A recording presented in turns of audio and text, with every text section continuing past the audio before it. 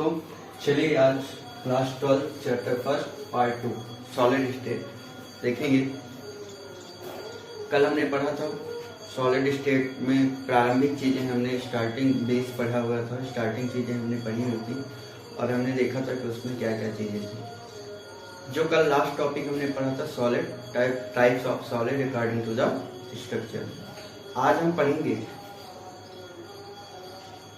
ठोस के बारे में, लेकिन क्लासिफिकेशन हम पढ़ेंगे ठोसों सॉलिड्स का अकॉर्डिंग बेस्ड ऑन बॉन्ड, ठीक है, बेस्ड ऑन बॉन्डिंग फोर्स पे। तो चलिए हम स्टार्ट करते हैं। तो सबसे पहले इस टॉपिक को पढ़ने से पहले कि classification solids based on different bonding forces के हम कॉन्स्टिट्यूएंट पार्टिकल्स पे चलते हैं। कॉन्स्टिट्यूएंट पार्टिकल्स क्या है? संघटक कण जिसे हम बोलते हैं। संघटक कण क्या है, इस बात को आप लोग ध्यान रखिए कि ठोस जिन कणों से बना होता है, ठोस जिन कणों से बना होता है उन्हें हम क्या कहते हैं? संघटक कण कहते हैं। ठीक है, अभी तक आप लोगों ने सारी चीजें पढ़ ली है, सॉलिड क्लियर हो गया होगा कि व्हाट इज द सॉलिड। यदि सॉलिड क्लियर नहीं है आप लोगों को तो आप लोग फर्स्ट पार्ट की वीडियो में जाइए और फर्स्ट पार्ट की वीडियो में देखिए कि सॉलिड क्या है। ठीक है, तो संघटक कण कॉन्स्टिट्यूएंट पार्टिकल क्या हो जाते हैं कि कॉन्स्टिट्यूएंट पार्टिकल्स वह हैं जिनसे ठोस मिलकर बना होता है। और ठोस तीन चीजों से मिलकर बना होता है, तीन कणों से, तीन टाइप के पार्टिकल से मिलकर बन सकता है। कौन कौन से? अणु से, मॉलिक्यूल से, ठीक है, परमाणु से, एटम से, आयन से, ठीक है, पर किसी भी चीजों से, इन तीनों में से किसी भी चीजों से मिलकर बन सकता है। अणु भी देख लीजिए, जैसे CO2 और I2, CO2 और I2 ये एग्जाम। परमाणु में कार्बन, सोडियम, मैग्नीशियम और एल्यूमिनियम। आयन में आप देख लीजिए सोडियम प्लस, क्लोरीन माइनस और CO3-2। ये सारी चीजों से मिलके ऐसे एक्सेट्रा बहुत सारी चीजें हैं जिनसे मिलके सॉलिड का फॉर्मेशन होता है। तो कुल मिला के कॉन्स्टिट्यूएंट पार्टिकल आप किससे कहेंगे? संघटक कण किसे कहेंगे? वह पार्टिकल्स या वह कण जिनसे सॉलिड का फॉर्मेशन हुआ है, ठोस बना हुआ है, वो क्या कहलाता है? कॉन्स्टिट्यूएंट पार्टिकल कहलाता है। कॉन्स्टिट्यूएंट पार्टिकल में तीन प्रकार के कण अवेलेबल हो सकते हैं। सॉलिड जिनसे बना है वो तीन प्रकार के कण अवेलेबल हो सकते हैं। कौन कौन से? अणु, परमाणु और ion.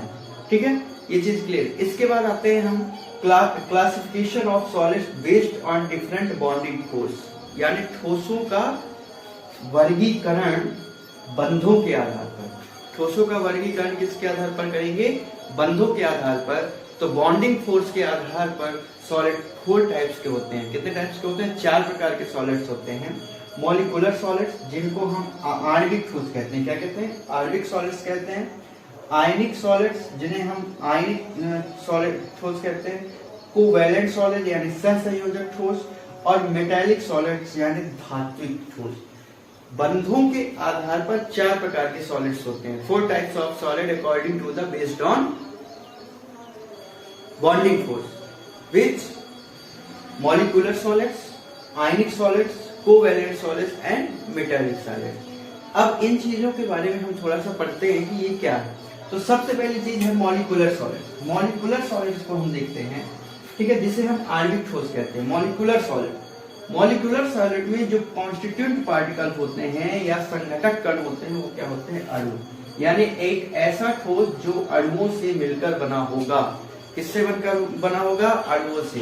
That type of solid which is prepared by the atom, by the molecule. एक ऐसा सॉलिड जो कि मॉलिक्यूल से बना है वो कौन सा कहलाएगा?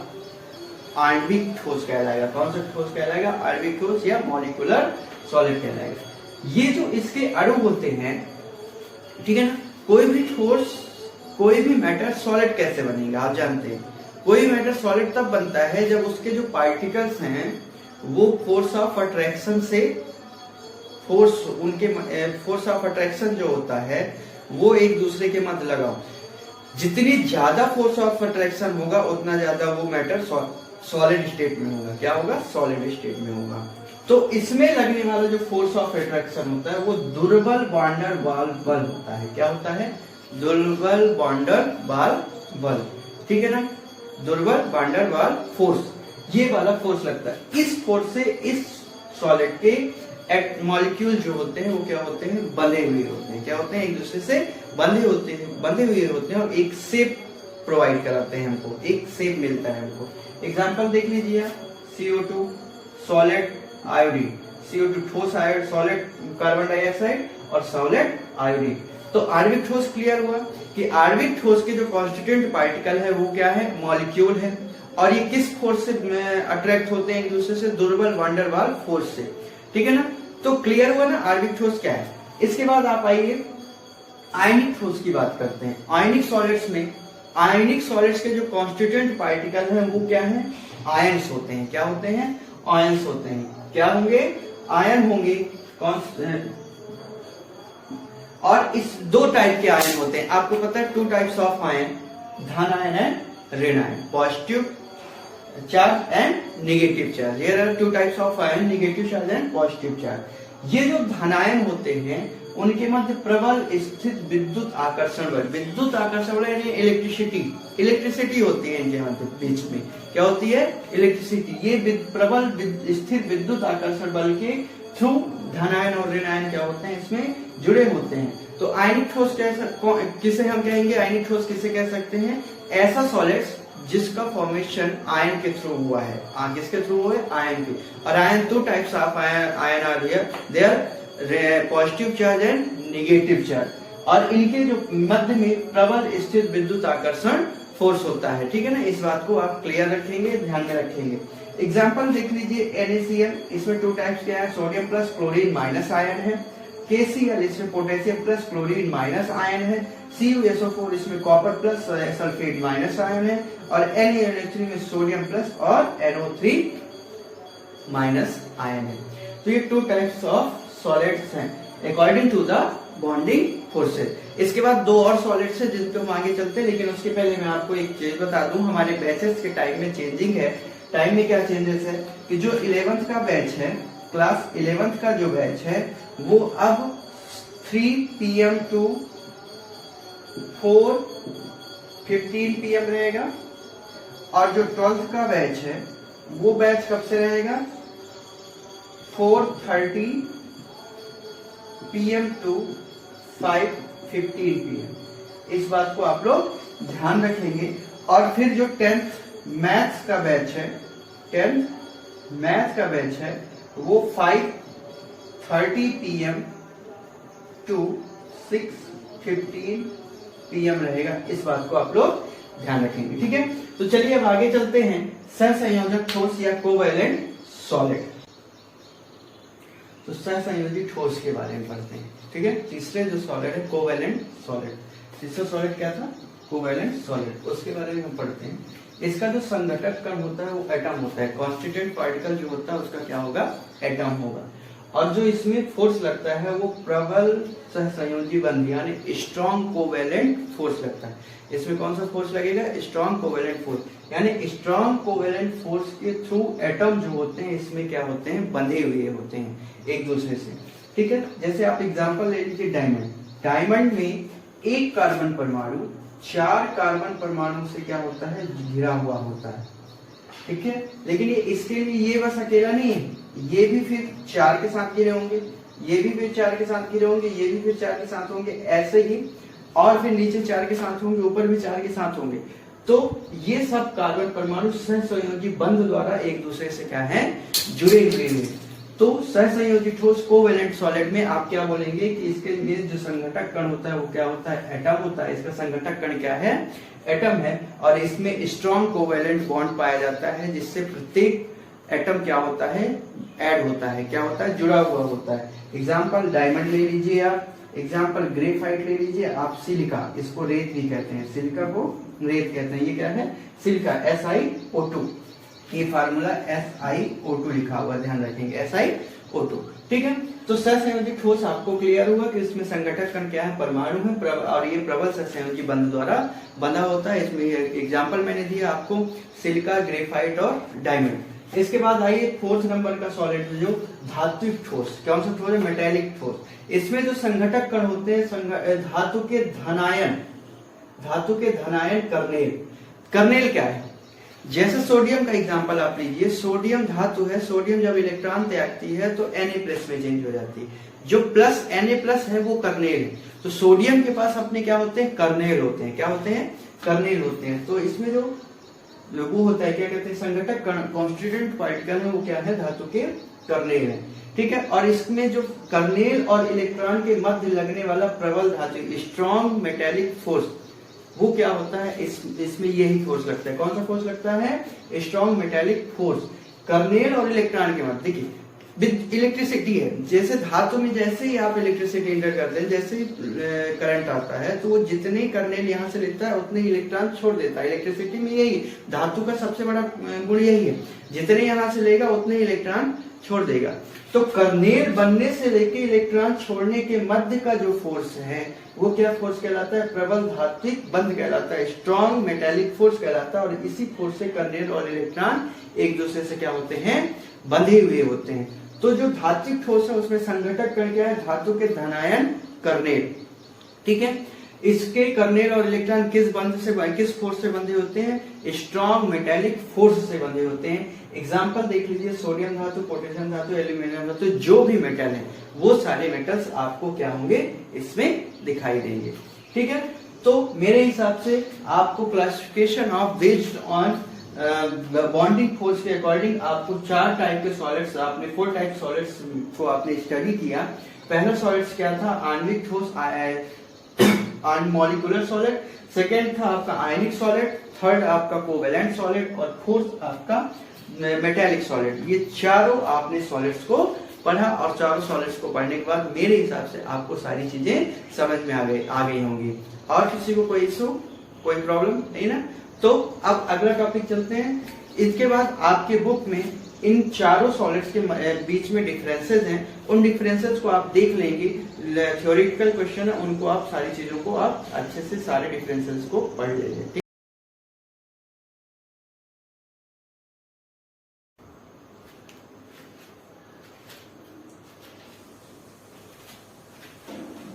चलो ठीक है, बातें चले आगे पढ़ें, स्टार्ट करें क्लास। चलिए ठीक। तो अभी तक हम लोगों ने पढ़ा है सॉलिड के बारे में पढ़ा, और सॉलिड में हमने स्ट्रक्चर के बेस पे टाइप्स ऑफ सॉलिड पढ़े, और बॉन्डिंग फोर्सेस के बेस पे हमने टाइप्स ऑफ सॉलिड पढ़े, और उनके बारे में हमने पढ़ा कि क्या कौन सा सॉलिड किससे मिलकर बना होता है, उसके बेस कौन सा फोर्स लगता है, उन सारी चीजों के बारे में हमने पढ़ा। अब आगे पढ़ेंगे, आज हम क्या क्या पढ़ेंगे, अब हम क्या क्या पढ़ेंगे कि क्या क्या पढ़ेंगे कि ठोसों में संकुलन, क्या पढ़ना है हमको, ठोसों में संकुलन पढ़ेंगे। ठोसों में संकुलन कैसे होता है, द्विविमीय एवं त्रिविमीय संकुलन क्या है, द्विविमीय और द्विविमीय संकुलन के अंतर्गत वर्ग समतलीय संकुलन और षटफलकीय संकुलन, और त्रिविमीय संकुलन के अंदर हम षटफलकीय और घनीय संकुलन। ये ध्यान रखिएगा, ये जो षटफलकीय संकुलन है वो 2D और 3D दोनों में पाया जाता है। ठीक है, तो आज हम इतनी सारी चीजों को पढ़ेंगे। ठीक है, तो इतनी सारी चीजों को पढ़ेंगे जब हम, तो अब हम आगे चलते हैं। पहली चीज बात करते हैं, संकुलन क्या है। संकुलन यानी किसी भी चीज की अरेंजमेंट, किसी भी चीज की अरेंजमेंट क्या कहलाता है, संकुलन। संकुलन यानी इकट्ठा करना, संकुलित करना। संकुलन यानी इकट्ठा करना या संकुलित करना। तो किसी भी चीज को इकट्ठा करना और उनको एक व्यवस्थित क्रम में लगा देना या व्यवस्थित क्रम में सेट करना क्या कहलाएगा, संकुलन कहलाएगा। तो ठोसों में संकुलन की जो बारी आती है, क्लोज पैकिंग इन सॉलिड्स, हम देखेंगे क्लोज पैकिंग इन सॉलिड, ठोसों में संकुलन। क्रिस्टल में उनके संघटक कणों की व्यवस्था, जो सॉलिड है या क्रिस्टल है, वो सॉलिड या क्रिस्टल जिन कणों से मिलकर बना होता है, उन कणों की जो व्यवस्था होगी, जो अरेंजमेंट होगी, जो क्या होगी, अरेंजमेंट होगी, वो क्या कहलाती है, संकुलन कहलाएगी। क्या कहलाएगी, संकुलन कहलाएगी। और यह व्यवस्था यदि सॉलिड में है, यह व्यवस्था किसमें है, यदि ठोसों में है, जिन कणों से वह ठोस मिलकर बना हुआ है, अगर यह व्यवस्था उन ठोसों में है तो क्या कहलाई जाएगी, close packing in solid, close packing in solid. ठीक है, तो क्लियर हुआ कि संकुलन का अर्थ है इकट्ठा करना, जोड़ना सभी चीजों को, और उन चीजों को इकट्ठा करके क्या करना, उनको एक व्यवस्थित क्रम में लगा देना। वही चीज है कि क्रिस्टल या सॉलिड में कि जब सॉलिड जिन कणों से मिलकर बना हुआ है उन कणों की एक निश्चित व्यवस्था क्या कहलाएगी, ठोसों में संकुलन कहलाती है। क्या कहलाती है? ठोसों में संकुलन, जिसे हम क्लोज पैकिंग इन सॉलिड्स कहते हैं। क्या कहेंगे? Close packing in solids. Type of close packing, संकुलन के प्रकार हम देखते हैं। टाइप ऑफ क्लोज पैकिंग, तो संकुलन 2 टाइप्स का होता है। 2 dimensional close packing, 2 dimensional close packing, और दूसरा होता है 3 dimensional close packing. 2 dimensional close packing में आप देखिए 2 प्रकार के क्लोज पैकिंग होती है, SCP और HCP। इसी तरह 3 डायमेंशनल में 2 प्रकार की क्लोज पैकिंग होती है, HCP और CCP। SCP का मतलब हो गया स्क्वायर क्लोज पैकिंग। क्या होता है? Square close packing. क्या हो जाएगा? Square close packing. और HCP का मतलब है हेक्सागोनल क्लोज पैकिंग। ठीक है, इसी में फिर हेक्सागोनल क्लोज पैकिंग 3D में भी अवेलेबल होती है।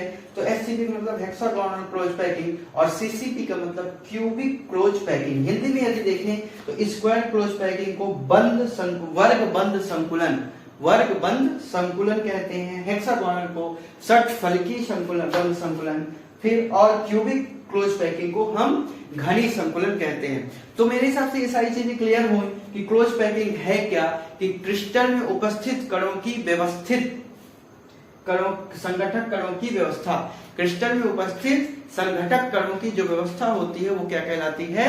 संकुलन कहलाती है। संकुलन का मतलब हुआ इकट्ठा करना।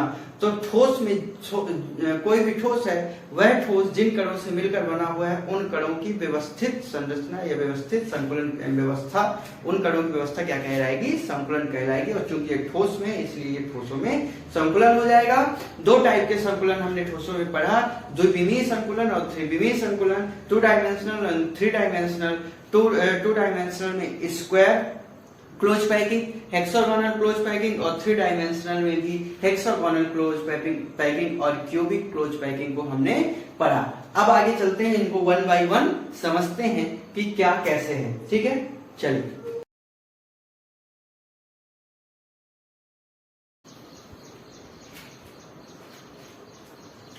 तो चलिए, क्लोज पैकिंग इन सॉलिड्स में हम अब देखते हैं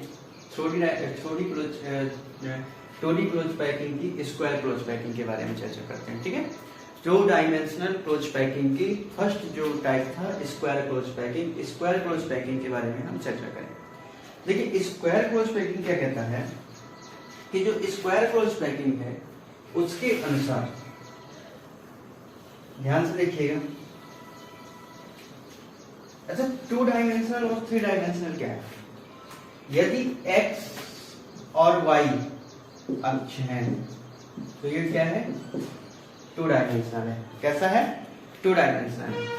और यदि x, y और तीसरा अक्ष z है, x, y और z, तो ये कैसे, कौन सा डायमेंशनल हो जाएगा? 3 डायमेंशनल। यानी इसमें केवल 2 ही दिशा है, 2 ही बीम है, और इसमें 3 है। ठीक है, तो 2D और 3D तो आपको क्लियर होगा ना शायद मेरे हिसाब से। ठीक है, तो जो स्क्वायर क्लोज पैकिंग होती है वो क्या कहता है कि समतल में गोलाकार परमाणु इस प्रकार व्यवस्थित रहते हैं। समतल में गोलाकार परमाणु इस प्रकार व्यवस्थित रहते हैं कि प्रत्येक गोले को अन्य 4 गोले स्पर्श करते हैं। ठीक है, इन चारों गोलों के केंद्रों को मिलाने पर एक वर्ग बनता है। किसको मिलाने पर?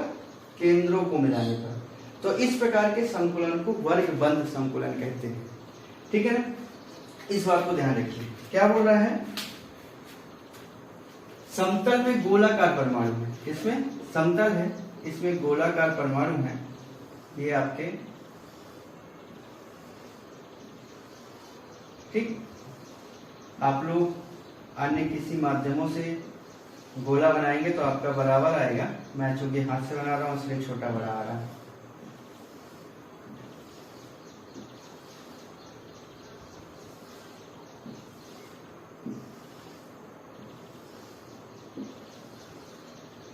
ये समतल में क्या है? गोलाकार परमाणु। ठीक है, व्यवस्थित है कि प्रत्येक गोले को, अब देखो यहां पे कोई भी गोला ले लो, जैसे मैं इसको ले लिया, ये वाला गोला। ठीक है, हमने इस सर्कल को लिया,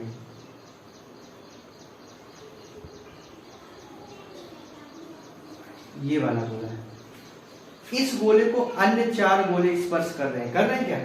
देखो ये वाला फर्स्ट ये स्पर्श कर रहा है, सेकेंड ये स्पर्श कर रहा है, थर्ड और ये स्पर्श कर रहा है, फोर्थ। इतना क्लियर हुआ कि समतल में गोलाकार परमाणु, ये पूरे गोलाकार परमाणु है, इस प्रकार व्यवस्थित हैं कि प्रत्येक गोले को अन्य 4 गोले, इसको भी ले लेंगे तो इसके ऊपर से इसको ले लीजिए तो 1 2 3 4 4 गोले, इसको ले लेंगे तो ऊपर भी है नीचे भी है, ठीक है। तो प्रत्येक गोले को अन्य 4 गोले स्पर्श करते हैं, कर रहे हैं 1 2 3 4। फिर जब इन चारों गोलों के केंद्रों को आप मिला दीजिए, चारों गोलों के केंद्रों को क्या कर दिया जाएगा? मिला दिया जाएगा। मिला दिया गया चारों गोलों के केंद्रों को, तो जो चारों गोलों के केंद्रों को मिलाने पर एक वर्ग बनता है। ये देखिए ये वर्ग बन रहा है, ये वर्ग बन रहा है ना वर्ग। यही संकुलन वर्ग संकुलन कहलाता है, वर्ग बंध संकुलन कहलाता है। क्या कहलाता है? वर्ग बंध संकुलन। इसमें इस संकुलन में प्रत्येक गोले की समन्वय संख्या 4 होती है। समन्वय संख्या क्या है? समन्वय संख्या ध्यान रखिएगा कि क्रिस्टल का मूल कण, जो भी क्रिस्टल का मूल कण है, वो अन्य कितने कणों को स्पर्श करता है। जैसे इसमें क्रिस्टल का मूल कण ये वाला गोला है, ये अन्य कितने गोलों को स्पर्श करता है? 4। तो इसकी समन्वय संख्या क्या है? 4, ठीक है ना। तो क्या बोल रहा है कि इसकी समन्वय संख्या 4 तथा संकुलन क्षमता 52.4% होती है। संकुलन क्षमता यानी कि जो गोले हैं वो कितने प्रतिशत स्थान को, कितने प्रतिशत प्लेस को घेर रहे हैं, ठीक है ना।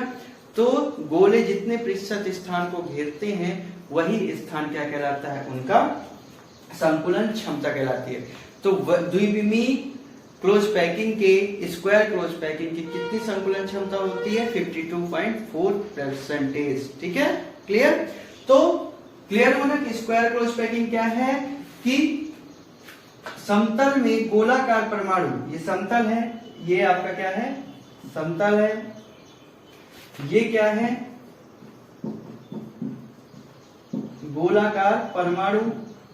इस समतल में गोलाकार, इसमें 2 अक्ष दिख रहे हैं, एक्स और ये वाई, एक्स और ये वाई, इस प्रकार व्यवस्थित है। इस समतल में ये गोलाकार परमाणु इस प्रकार व्यवस्थित है कि प्रत्येक गोले को अन्य 4 गोले स्पर्श करते हैं। कर रहे हैं ना अन्य 4 गोले स्पर्श, और प्रत्येक गोले के केंद्र को मिलाने पर एक वर्ग प्राप्त होता है। क्या प्राप्त होता है? वर्ग प्राप्त होता है। इसे ही हम स्क्वायर क्लोज पैकिंग या वर्ग बंध संकुलन कहते हैं, जिसकी समन्वय संख्या 4 होती है। वह संकुलन क्षमता 52.4 होती है। तो समन्वय संख्या क्या है कि मूल कण जितने भी अन्य कणों को स्पर्श करता है वो क्या कहला जाती है? समन्वय संख्या कहलाती है। और संकुलन क्षमता मूल कणों ने जितने प्रतिशत स्थान को घेरा है वो क्या कहलाती है? उसकी संकुलन क्षमता कहलाती है, ठीक है। क्लियर? अब चलेंगे हेक्सागोनल क्लोज पैकिंग।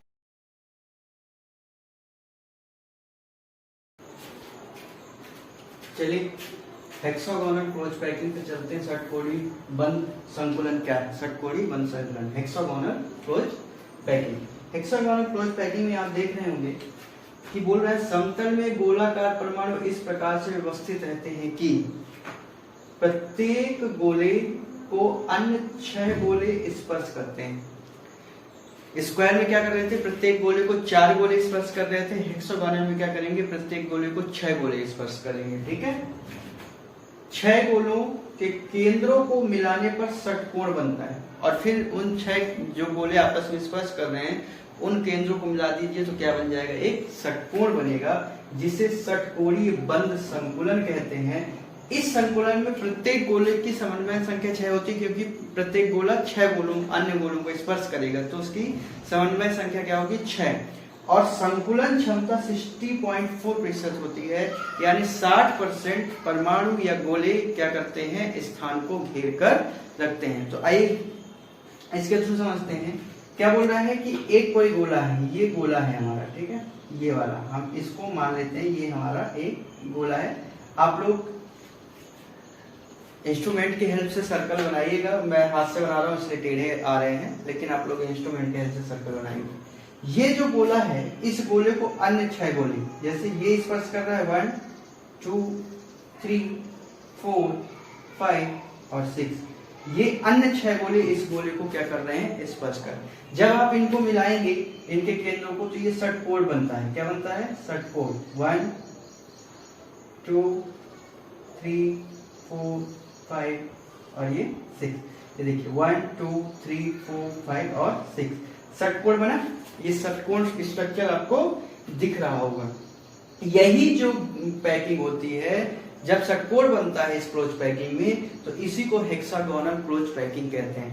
इसमें की समन्वय संख्या क्या है? 6, क्योंकि ये वाला जो सर्कल है 6 गोलों को टच कर रहा है। 1 2 3 4 5 6, और इसके अंदर का जो संकुलन क्षमता होती है वो होती है 60.4, यानी 60.4% प्लेस को क्या करते हैं, परमाणु या गोले घेर कर रखते हैं। तो क्लियर हुआ ना हेक्सागोनल क्लोज पैकिंग क्या है, कि किसी भी द्विबिंब पर या समतल पर में गोलाकार परमाणु इस प्रकार से जब व्यवस्थित हों कि प्रत्येक गोले को अन्य 6 गोले स्पर्श करते हों, प्रत्येक गोले को अन्य 6 गोले स्पर्श करते हों और उनके केंद्रों को मिलाने पर षटकोणीय आकृति प्राप्त होती हो, उसे हेक्सागोनल क्लोज पैकिंग कहते हैं। इसमें प्रत्येक गोले की समन्वय संख्या क्या होती है? 6 होती है और संकुलन क्षमता 60.4% होती है। ठीक है, चलिए एक इंफॉर्मेशन मैं आप लोगों को दे देता हूं। वो इंफॉर्मेशन बहुत ही इंपॉर्टेंट है। इंपॉर्टेंट है कि बैच चेंज हो रहे हैं। बैच टाइम आप देख लीजिए, 11th का जो बैच है, आज से न्यू टाइमिंग है 11th बैच की 3 PM to 4:15 PM। 12th batch की टाइमिंग है 4:30 PM to 5:15 PM। और 10th जो मैथ वाले बच्चे हैं उनकी टाइमिंग है 5:30 PM to 6:15 PM। इस बात को ध्यान रखेंगे, टाइमिंग का खास तौर से ख्याल रखेंगे। ठीक है, अब आगे चलते हैं 3D क्लोज पैकिंग में। ठीक है, चलिए।